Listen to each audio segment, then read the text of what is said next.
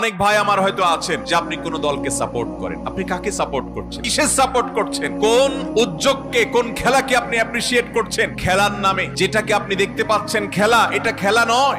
আল্লাহর শপথ করে বলছি, এটা খেলা নয়। এটা সুপরিকল্পিত একটি পরিকল্পনার অংশ, সুপরিকল্পিত একটি আয়োজন, যে আয়োজনের অন্যতম উদ্দেশ্য হলো মুসলমানের ঈমানি চেতনাকে ভোঁতা করে দেওয়া। যে পরিকল্পনার অন্যতম আয়োজন হলো আপনার আখিরাতকে ভুলিয়ে দেওয়া।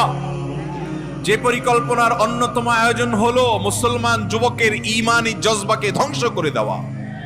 যেই মুসলমানের সন্তান ভালোবাসার কথা আল্লাহকে, ভালোবাসার কথা আল্লাহর রাসূলকে, ভালোবাসার কথা সাহাবায়ে কেরামকে, তার তারকা ছিলেন খোলাফায়ে রাশেদা, সেই চরিত্র, সে নামগুলো আজ মুসলমানের সন্তান জানে না।